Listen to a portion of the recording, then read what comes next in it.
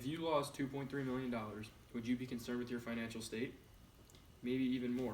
Would you want to get that money back? This past August, the city of Cedar Rapids held the Nubo Evolve Festival to showcase all of the post-flood work that has happened since the flood of 2008. This festival was a financial disaster, causing the city to lose $2.3 million. I have been following this issue, keeping track of the announcements and follow-up investigation that has commenced since. I will tell you about how the city came to have this debt, a solution for the city, and describe how the solution would fix the situation. First, let's talk about what has created this fiscal debacle. The city of Cedar Rapids needs to pay off a $2.3 million debt. According to the Des Moines Register, Go Cedar Rapids and the city approved a loss of $644,000 for this festival. Kelly Clarkson and Maroon 5 were paid in advance. However, many vendors are still left unpaid for their services that they provided. There is a lot of frustration within the city about the unjust compensation that has come about from the festival. Now that you are aware of the financial situation that faces our city, there can be a discussion on a possible route to solving this problem. The city of Cedar Rapids should reinstate the use of speeding cameras on the downtown section of the interstate. This is a spot on the interstate where the speeding cameras are, and they say photo enforced right there, and they are on the overpass. If the city were to continue the usage of these cameras, that revenue could then be applied directly to paying back the debt for the vendors. The interstate would be clearly marked as a speeding zone, as was before, labeled as photo enforced.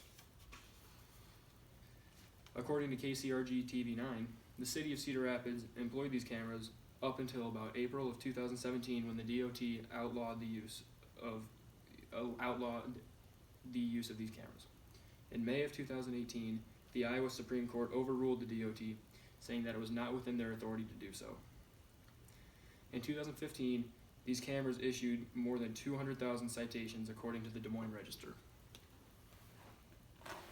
This is a map of where the cameras are on the interstate in Cedar Rapids. There's 2 here, one going north, one going south, and 2 here, one going north, one going south. And they were ordered to move these ones back, and it tells you how many citations all of them have given out. This one, 44,529. This one, 36,000. This one, 1,000, and this one, 4,000, just in that year. If the cameras were to be reestablished on the interstate as before, the city would make revenue that is not already worked into the city's annual budget, making it an easier case to direct the revenue to the festival's debt. By establishing this method, the city and its citizens would reap many benefits. There are many perks seen by this solution. This remedy would help dissolve the debt by reviving an old source of revenue to be directly applied to the festival's debt. These cameras have generated more than $40 million for the 3 Iowan cities that employ them since 2015, according to the Des Moines Register.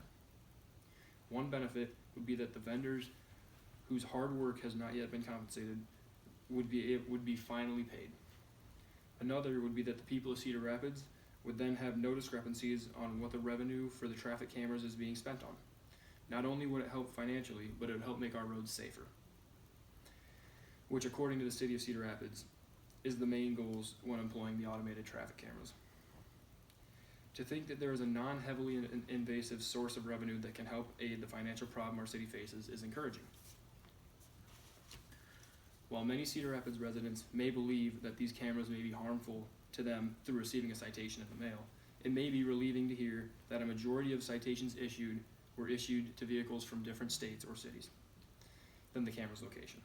In fact, 79% of those citations issued in Cedar Rapids were issued to non-residents in the years 2015 and 2016. So, in conclusion, I have covered how this city's debt was created in August of 2018, a possible remedy to the problem, and the benefits of the solution.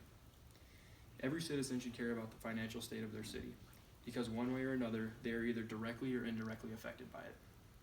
As of right now, Cedar Rapids continues to fight to put the speed cameras back into use.